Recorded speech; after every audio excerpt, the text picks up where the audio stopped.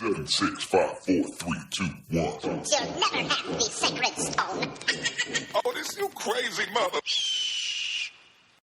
Hey monkeys, welcome to the show. Monkey Dan here. Thank you for tuning in.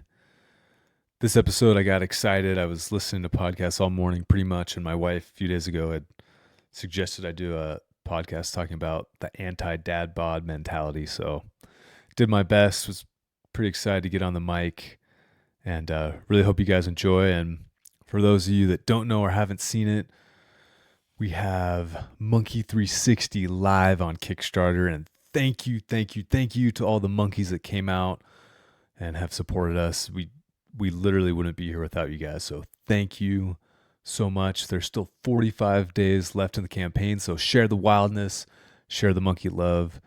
Such a cool product, that rotational, this high octane, explosive rotational training.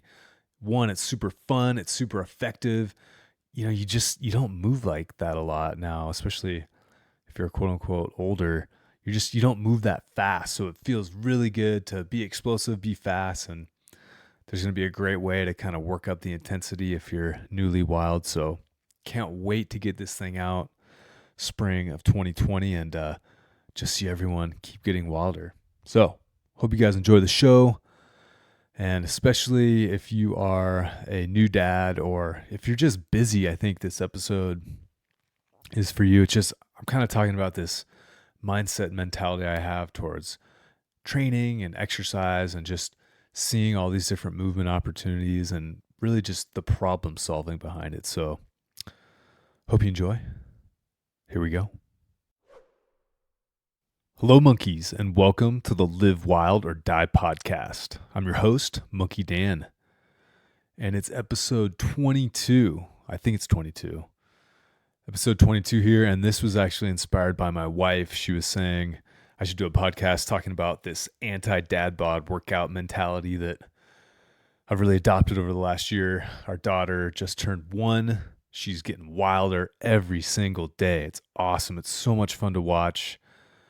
And, you know, I remember the whole time growing up, you hear about, you know, kids are going to change your life. Nothing's going to be the same. There's kind of all this, it has this negative edge to it. But, you know, the last year it's been the best year of my life. It's also been the fastest year of my life. Just time goes by so much faster.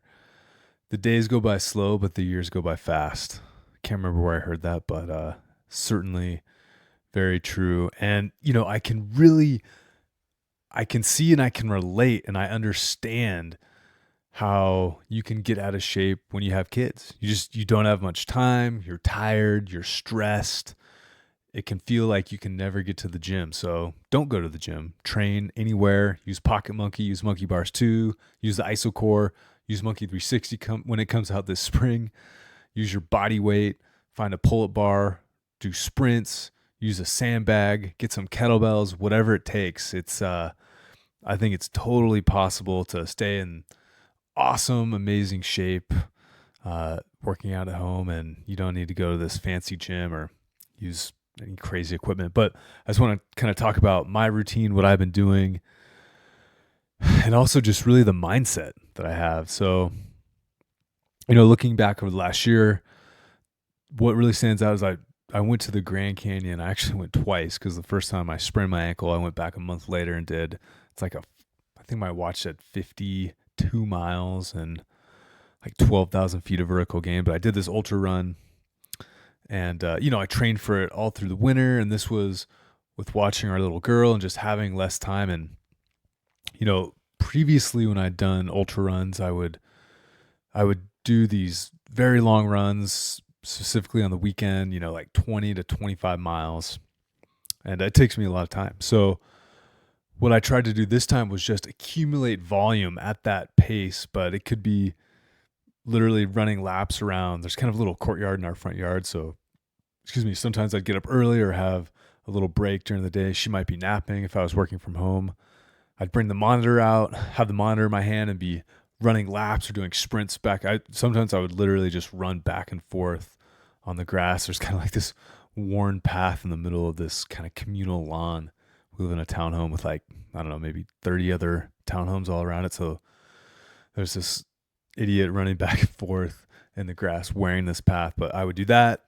I would grab my kettlebells, hold those, walk around in circles. I have this weight vest, so I would throw on the weight vest, go for a walk around the neighborhood, pushing her in the stroller. It was like 3 miles with 60-pound weight vest, so that would add up for sure. And then sometimes I'd get up early, go for runs, do my little monkey workout here in the living room. So I'd do my rows, my push-ups, my squats, maybe throw in some lunges, maybe something called the leg blaster, which is basically a combination of squats, squat jumps, lunges, and lunge jumps. Blast your legs. It's awesome. I'll write that out in the show notes actually, but you can do it a few different ways. So the leg blaster, you can do it where you do 5 squats, 5 squat jumps, and then 10 lunges, 10 lunge jumps. That's like the junior version. If you want to go varsity leg blaster, you can go 10 squats, 10 squat jumps, 10 lunges, 10 lunge jumps. So you get that kind of pre-fatigue, and then you're doing this plyometric after it, and they're really good to do. So highly recommended. It doesn't take long. You can sneak these in. You get that's 40 reps, right? And maybe a minute or so. So great little way to keep the juices flowing. And then it's just, I think there's all these moments throughout the day where you can choose to either make the best of the situation or just kind of do nothing. So just the example that came to mind was the anti-Dadbod workout mentality I'm talking about here is, if I'm planning on maybe going for a run or something after work, after a day at the monkii office, and my wife calls me and maybe I'd forgot she has a hair appointment or a dentist appointment, doctor's appointment, whatever it is, and I need to watch her little girl. So instead of doing nothing, I'll throw on the weight vest, take her for a walk around the block, stop at this little wild gym, maybe do some monkeying, maybe do some pull-ups, some dips, and I just make the most of it, right? So, and I think again, it's having the mindset to just squeeze every drop of movement opportunity throughout the day. So there's kind of like this baseline amount of volume that I'm trying to accumulate throughout the day. And I do that through push-ups, through rows, through squats, through lunges, through short little runs. Maybe it's some sit-ups, some crunches, some V-ups, some planks. Just hold a plank for like a minute randomly throughout the day. Could be doing some box jumps on a stone or a rock, or kind of like the grass retainer outside our place here. Could be running up. It could be every time you go up the stairs, you sprint instead of walk, or at least taking the stairs instead of the elevator. Could be parking farther away at a parking lot. And then I used to do this. I would park as far as I still do this. I would park as far away as possible. I sprint to the store, and then I use baskets. I don't use a cart. So I'm holding baskets that get increasingly heavy while I'm shopping. And then I'll sprint back with these kind of awkward heavy bags. So